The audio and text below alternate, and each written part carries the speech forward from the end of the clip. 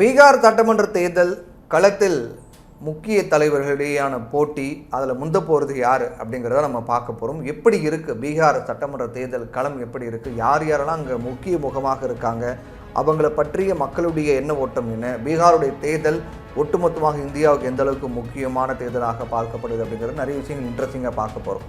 பீகார் சட்டப்பேரவை தேர்தல் நவம்பர் 6 அப்புறம் 11 ஆகிய 2 தினங்களில் 2 கட்டமாக நடக்கும் அப்படின்னு தேர்தல் ஆணையம் சொல்லியிருக்காங்க. வாக்கு எண்ணிக்கை கவுண்டிங் அப்படிங்கிறது நவம்பர் 14ஆம் தேதி அன்னைக்கு 2 கட்டமாக நடந்த தேர்தலில் பதிவான வாக்குகள் ஒரே நாள் நவம்பர் 14 அன்னைக்கு எண்ணிக்கை தொடங்கி அன்னைக்கு அறிவிக்கிறாங்க. இதனால் மக்களவை தேர்தல் அப்படின்னாலும் சரி, சட்டப்பேரவை தேர்தல் அப்படின்னாலும் சரி, வட மாநிலங்களில் பாஜகவினுடைய மிக முக்கியமான முகமாக பார்க்கப்படக்கூடிய யார் அப்படின்னா நம்ம எல்லாருக்குமே தெரியும், பிரதமர் நரேந்திர மோடி தான். அது சட்டமன்ற தேர்தலாக இருக்கட்டும், நாடாளுமன்ற தேர்தலாக இருக்கட்டும், எந்த தேர்தலாக இருந்தாலும் பாஜகவுக்கு ஒரு ஐக்கான் அப்படின்னா அது பிரதமர் மோடி தான். பீகார்லேயும் இப்போ அதே நிலை தான் தொடருது. இதனால தான் கடந்த சில மாதங்களாக நம்ம பார்த்தோம் அப்படின்னா நிறைய விமர்சனங்கள் கூட எதிர்கட்சிகளாக முன் வச்சாங்க. பீகாருக்கு மட்டும் ஏன் இந்த அளவுக்கு முக்கியத்துவம், மற்ற மாநிலங்கள்லாம் பார்க்க மாட்டேங்கன்னு சொன்னாங்க. அந்த அளவுக்கு கடந்த சில மாதங்களாக அடிக்கடி பீகாருக்கு போயிட்டு நிறைய திட்டங்களை அறிவித்து தொடங்கி வைத்தார் பிரதமர் நரேந்திர மோடி. எல்லாமே ஒரு தேர்தல் கணக்கு தான் அப்படின்னு சொல்கிறாங்க. இந்த முறை எப்படியாவது பீகாரில் தனிப்பெரும்பான்மையை பெற பாஜக விரும்புகிறாங்க. கடந்த 2020 சட்டமன்ற தேர்தலில் பாஜகவுக்கு தனி பெரும்பான்மை கிடையாது. இந்த முறை எப்படியாவது தனி மெஜாரிட்டி அமைக்கணும், மெஜாரிட்டியோடு வின் பண்ணணும் அப்படின்னு பாஜக பிளான் பண்ணுறாங்க. அதுக்கு ஏற்ற மாதிரியான ஐடியாக்கள்லாம் நிறைய விஷயங்கள் ரெடி பண்ணிகிட்டு இருக்காங்க.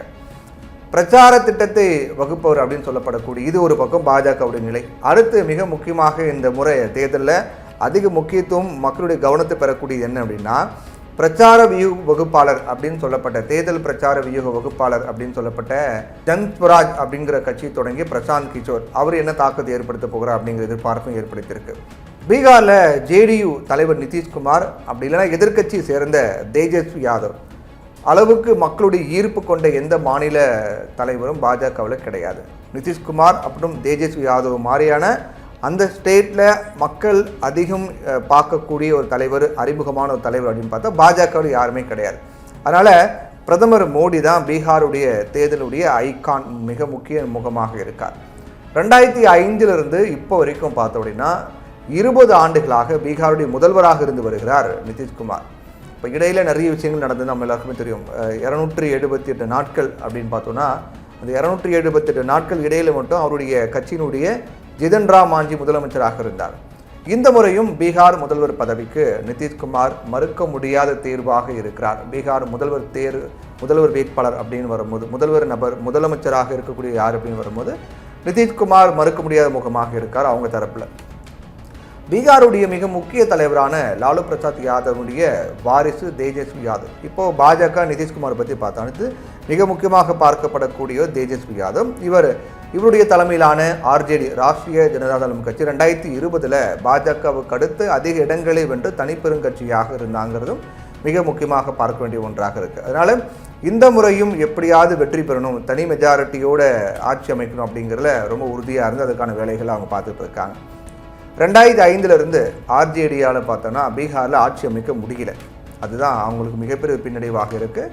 இது எப்படியாவது இந்த முறை அந்த மோசமான ஒரு நிகழ்வை தகர்க்கணும், உடைக்கணும், ஆட்சி அமைக்கணும் அப்படிங்கிற ஒரு முனைப்பில் தேஜஸ்வி யாதவ் இருக்கார். லாலு பிரசாத்தினுடைய உடல்நிலை, அவருடைய குடும்பத்துக்குள் நிலவக்கூடிய இந்த கருத்து வேறுபாடு, அப்புறம் அந்த கட்சியினுடைய முஸ்லீம் யாதவ் வாக்கு வங்கியில் ஏற்பட்ட பிளவு, இது எல்லாமே ஆர்ஜேடி கட்சிக்கு ஒரு மிகப்பெரிய பின்னடைவாக பார்க்கப்படுகிறது. இருந்தாலும் நிதிஷ்குமாருக்கு அடுத்து பீகாரில் மக்களுடைய விருப்பத்துக்குரிய முகமாக தேஜஸ்வி இருக்கார்.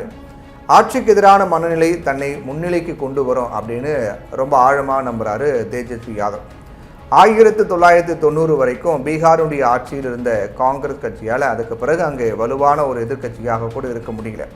பாஜக, நிதிஷ்குமார், அப்புறம் ஆர்ஜேடி, தேஜஸ்வி யாதவ் பார்த்தோம். இப்போ காங்கிரஸ் எடுத்துக்கிட்டோம் அப்படின்னா 2020 தேர்தலையும் காங்கிரஸ் 19 இடங்கள் மட்டும்தான் வின் பண்ணாங்க. அதனால் இந்த முறை எப்படியாவது பீகாரில் சரித்திரம் படைக்க விரும்புகிறார் ராகுல் காந்தி. அதுக்காக நிறைய விஷயங்கள்லாம் அங்கே பண்ணிகிட்டு இருக்காரு, நம்ம பார்த்துக்கிட்டு இருக்கோம். வாக்காளர் அதிகார யாத்திரை அப்படிங்கிற ஒரு யாத்திரையை தேஜஸ்வியோடு இணைந்து நடத்தினார். நம்ம தமிழக முதலமைச்சர் மு.க.ஸ்டாலின் கூட போய் அதை சப்போர்ட் பண்ணாங்க, வாக்கு திருட்டுக்கு எதிரான ஒரு யாத்திரை அப்படின்னு பார்க்கும்போது.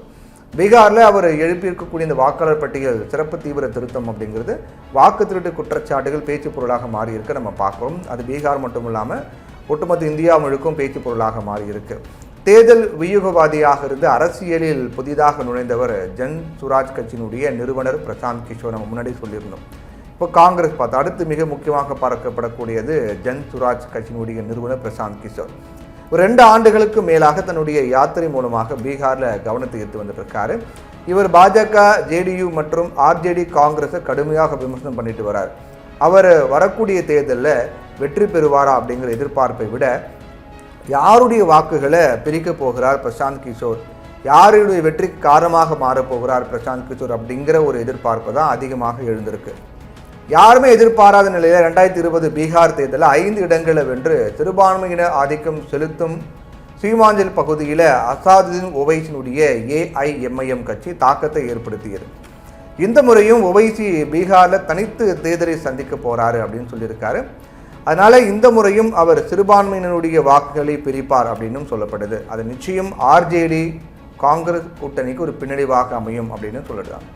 கடந்த முறை வென்ற ஏஐஎம்ஐஎம் கட்சி எம்எல்ஏக்களில் 4 பேர் தேர்தலுக்கு பிறகு ஆர்ஜேடிக்கு தாவிட்டாங்க அப்படிங்கிறதும் மிக முக்கியமாக பார்க்க வேண்டிய ஒன்றாக இருக்குது.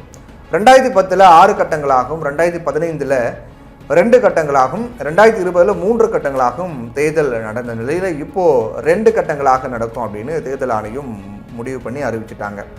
2 கட்டங்களாக தேர்தல் நடத்துவது அப்படிங்கிறது யாருக்கு சாதகம் அப்படின்னு பார்க்கும்போது மேக்சிமம் ஆளும் பாஜக கூட்டணிக்கு பல வகைகளில் லாபமாக இருக்குது அப்படின்னு சொல்கிறாங்க. ஏன்னா முதல்ல மோடி, அமித்ஷா உள்ளிட்ட தலைவர்களாக 2 கட்டங்களாக தேர்தல் நடக்கும்போது கூடுதல் இடங்களில் பிரச்சாரம் செய்யலாம். 2ஆம் கட்ட வாக்குப்பதிவு தொடங்குவதற்கு முன்பு இருக்கக்கூடிய நேரத்தில் கூடுதலாக பிரச்சாரத்தை மேற்கொள்ள முடியும். அதோட ஆளும் தரப்பாக இருப்பதால் 2 கட்ட தேர்தல் கூடுதல் ப்ளஸ் பாயிண்ட்டுகளை தரும் அப்படின்னு ஒரு பக்கம் பார்த்தாலும் கூட, இன்னொரு பக்கம் அங்கே இருக்கக்கூடிய எதிர்கட்சிகளை கூட 2 கட்ட தேர்தல் தான் கேட்டுறாங்க. அவங்க தான் அதான் விரும்பினாங்க. இப்போ எதிர்கட்சிக்கு ஆதரவான ஒரு மனநிலையாக இருப்பதாக சில சர்வேக்களில் சொல்லப்பட்டு வரக்கூடிய நிலையில் பீகாரில் எதிர்கட்சி இப்போ கொஞ்சம் ஃபேவராக இருக்குது, ஆட்சி அமைக்கக்கூடிய ஒரு நிலை இருக்குது அப்படிங்கிற மாதிரி சில சர்வேலாம் சொல்லிட்டு இருக்காங்க. அதனால் அது அப்படியே தக்க வைக்கணும், அது சிதையக்கூடாது அப்படிங்கிறதுக்காக முந்தைய தேர்தல் மாதிரி இல்லாமல் 2 கட்டங்களாக தேர்தல் நடத்தணும், சீக்கிரமாக முடிக்கணும் அப்படின்னு விரும்புகிறாங்க எதிர்கட்சிகள். அவங்களும் இதை ஒரு சாதகமாக தான் பார்க்குறாங்க. பீகார் தேர்தல் தேதி அறிவிக்கப்பட்டிருக்கக்கூடிய நிலையில் இப்போது பிரச்சாரத்திற்கு சில வாரங்கள் மட்டுமே இருக்குது. இதனால் பல்வேறு கட்சிகளும் தீவிர பிரச்சாரத்தை ஆரம்பிச்சிருக்காங்க. இந்த ஆண்டு அங்கு போட்டி மிக கடுமையாக இருக்கும். அப்படிங்கிறதால கடைசி கட்ட பிரச்சாரத்துக்கு எந்த கூட்டணி தீவிரம் காட்டுகிறது அப்படிங்கிற பொறுத்தே அங்கே களச்சூழல்கள் மாறுவதற்கான வாய்ப்பு இருக்கிறதாக சொல்லப்படுது. இப்படியாக மிக முக்கியமான தலைவர்கள் பாஜக, நிதிஷ்குமார், தேஜஸ்வி யாதவ், காங்கிரஸ் ராகுல் காந்தி, ஜிதன் ராமன்ஜி, அதே போன்று பிரசாந்த் கிஷோர் அப்படின்னு பல முக்கிய தலைவர்கள் அங்கு களம் காணக்கூடிய நிலையில் வாக்கு திருட்டு, சிறப்பு தீவிர திருத்தம், வாக்காளப்பட்டு இது எல்லாமே அங்கே என்ன தாக்கத்தை ஏற்படுத்த போகிறது, பிரசாந்த் கிஷோர் யார் வாக்குகளை பிரிக்க போகிறார், என்ன நடக்க போகுது அப்படிங்கிறத பொறுத்திருந்து பார்ப்போம்.